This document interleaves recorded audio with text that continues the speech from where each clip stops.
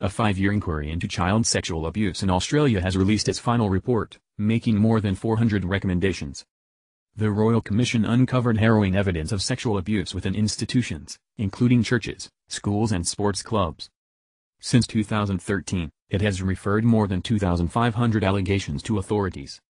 The final report, released on Friday, added 189 recommendations to 220 that had already been made public. Tens of thousands of children have been sexually abused in many Australian institutions. We will never know the true number, the report said. It is not a case of a few rotten apples. Society's major institutions have seriously failed. Religious ministers and school teachers were the most commonly reported perpetrators, the report said. The scope of the inquiry. 2,559 allegations referred to police since the inquiry began in 2013. 230 prosecutions have commenced. 41,770 calls received from members of the public.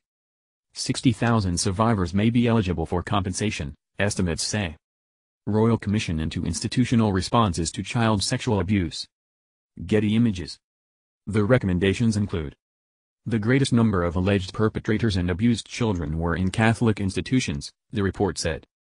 The Commission had previously recommended that Catholic clerics should face criminal charges if they fail to report sexual abuse disclosed to them during confession. Prime Minister Malcolm Turnbull said the Commission had exposed a national tragedy. It is an outstanding exercise in love, and I thank the Commissioners and those who have the courage to tell their stories. Thank you very much, he said on Friday. The proposals will now be considered by legislators. Who came forward? The Royal Commission, Australia's highest form of public inquiry, had been contacted by more than 15,000 people, including relatives and friends of abuse victims. More than 8,000 victims told their stories, many for the first time, in private sessions with commissioners. The inquiry also received more than 1,300 written accounts, and held 57 public hearings across the nation.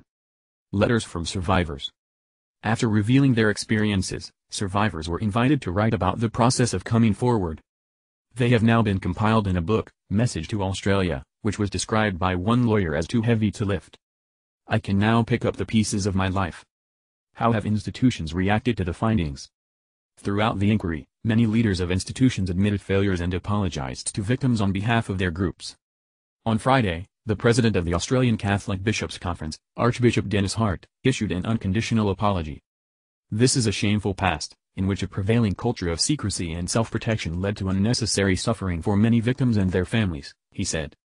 Australia's most senior Anglican figure, Melbourne Archbishop Dr. Philip Freire, also said sorry. I apologize on behalf of the Church to survivors, their families, and others harmed by our failures and by the shameful way we sometimes actively worked against and discouraged those who came to us and reported abuse, he said. Uncertainty over compensation. Hywell Griffith, BBC News Sydney correspondent. There are few countries in the world that have confronted the issue of child abuse as comprehensively as Australia. But there are questions over what compensation will be on offer.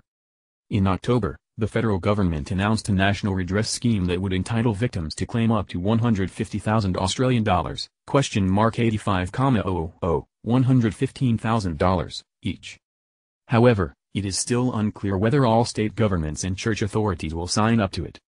With the total bill estimated to be around $4 billion, $3 billion, $2.3 billion, there could still be a lengthy political row over who should pay what, in order to help those whose lives have been damaged.